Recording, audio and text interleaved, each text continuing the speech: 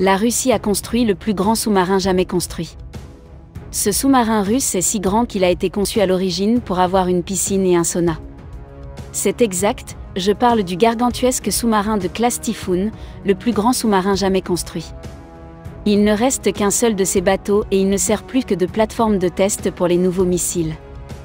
Les sous-marins Typhoon ont été mis au point pendant la guerre froide pour évoluer silencieusement et profondément sous l'épaisse glace de l'Arctique et transporter une charge complète de missiles balistiques et nucléaires conventionnels. Sous l'eau, les sous-marins de la classe Typhoon déplacent 48 000 tonnes. En comparaison, les sous-marins américains de la classe Ohio ne déplacent qu'environ 19 000 tonnes. La classe Typhoon mesure environ 173 mètres de long, 23 mètres de large et près de 12 mètres de haut, c'est presque 2 fois plus large que la classe Ohio. La classe Typhoon dispose de 19 compartiments différents pour loger 160 marins, la puissance et les armements sont impressionnants. Il est propulsé par 2 réacteurs nucléaires et 2 turbines à vapeur de 50 000 chevaux, et peut atteindre une vitesse de 27 nœuds sous l'eau et de 22 nœuds en surface. Il dispose de 20 lanceurs pour les missiles balistiques intercontinentaux RSM-56 Bulava à capacité nucléaire, ainsi que de 6 tubes lance-torpilles. La classe Typhoon voit son nombre diminuer mais elle existe depuis des décennies. Le premier de la classe, le Dimitri Donskoï, est entré dans la flotte en 1981. 5 navires de la classe Typhoon ont été construits, mais seul le Dimitri Donskoï est encore en service. Les autres ont été mis hors service en raison de traités de réduction des armements. Attention à la nouvelle classe Borei. Les Russes entrent maintenant dans la classe Borei pour remplacer le Dimitri Donskoï et la classe Typhoon sera finalement retirée. Selon certains rapports, le Donskoï rejoindrait la classe Borei après un important carénage et vivrait pour combattre un autre jour. En 2019, les organes militaires russes ont également annoncé que 2 autres sous-marins de classe Typhoon allaient connaître une nouvelle vie en tant que porteurs de 200 missiles de croisière calibre. L'idée était de suivre le rythme des sous-marins américains de classe Ohio qui peuvent transporter 154 missiles de croisière Tomahawk. Ce projet s'est avéré optimiste en raison des problèmes de coût et des défis techniques liés au réaménagement. En raison de sa taille et de son âge, le Dimitri Donskoï est coûteux à entretenir. Les Russes peuvent construire de nouveaux sous-marins de classe Borei pour le prix de l'entretien du Donskoï.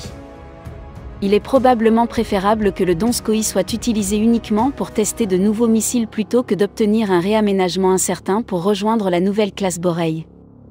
Il faut reconnaître aux Russes le mérite d'avoir créé un sous-marin aussi imposant et d'avoir installé des équipements de confort à bord, comme une piscine et un sauna.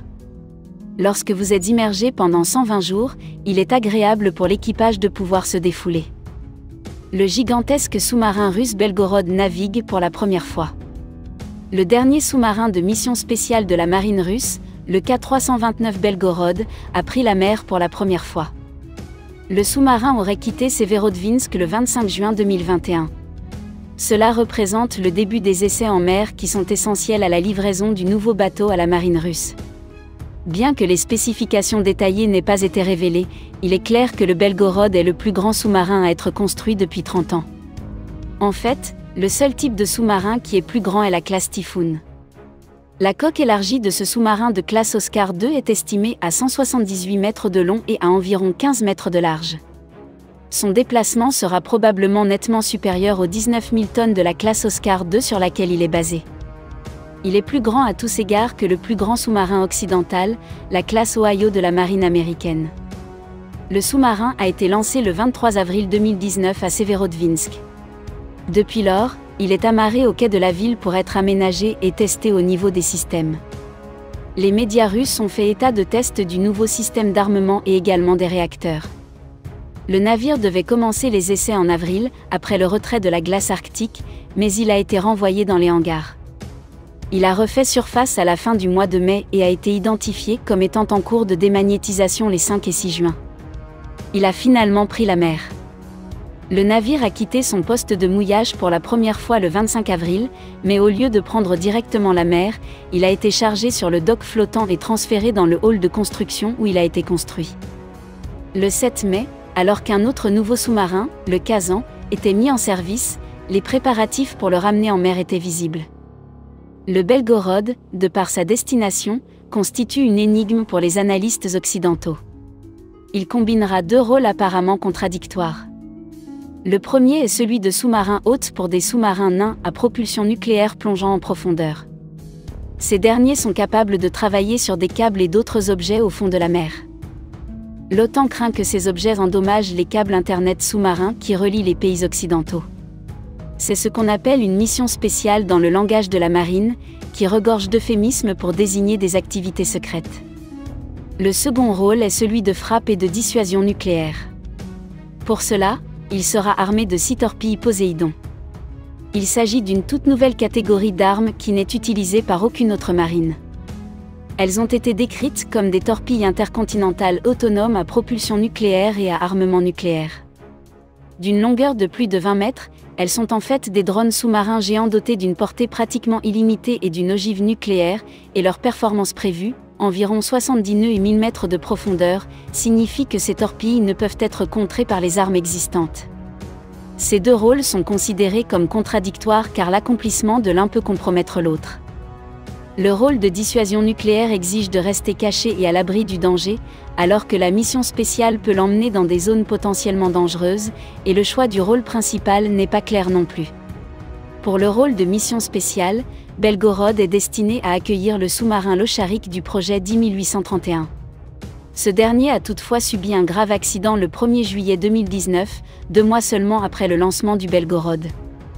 Un incendie dans le compartiment des batteries a tué 14 hydronautes, c'est un terme russe désignant les équipages d'élite qui pilotent ces sous-marins de grande profondeur. Le Locharik est toujours en cours de réparation, ce qui pourrait prendre encore des années.